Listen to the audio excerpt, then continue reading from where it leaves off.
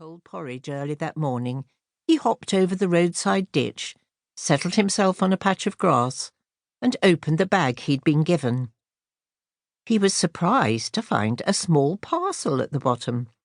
Tearing off the wrapping paper, he found a jar containing some kind of glutinous green substance.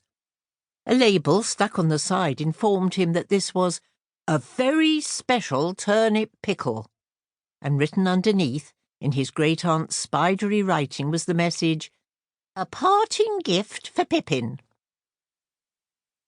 Wow! A present! Pippin eagerly twisted off the lid and gasped. The smell was so incredibly strong that his eyes began to water, and he hurriedly put the lid back on whilst holding his nose. Ugh! Making sure the jar was tightly closed, Pippin considered it. Should he throw it away? He was certain that he would never ever be tempted to eat any of the contents. On the other hand, he had never been given a present before.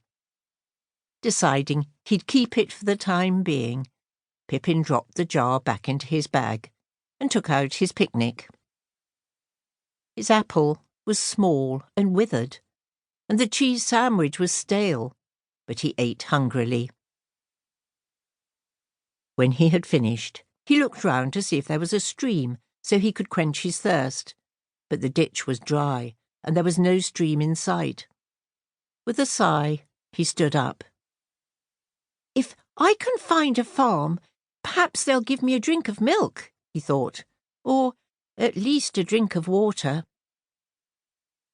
He was about to set off again when a scrap of crumpled paper tied to a gatepost caught his eye.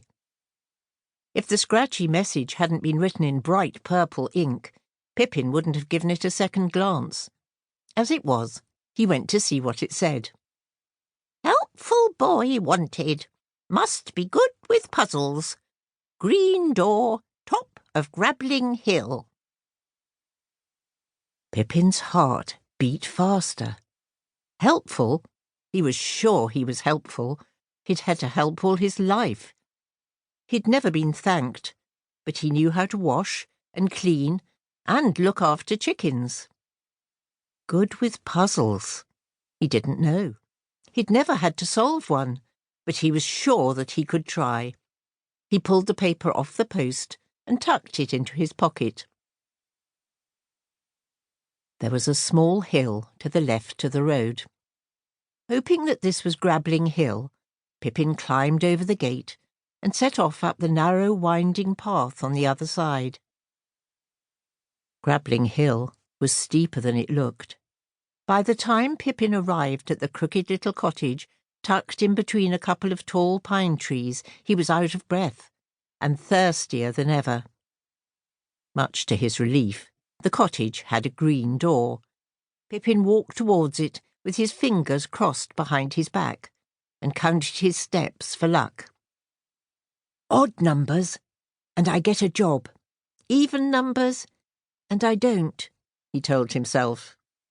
And exactly as he reached 99, the green door was flung open, and a small bespectacled figure came bustling out. "So, you're here at last. Took your time, didn't you? Come along. Your dinner's getting cold."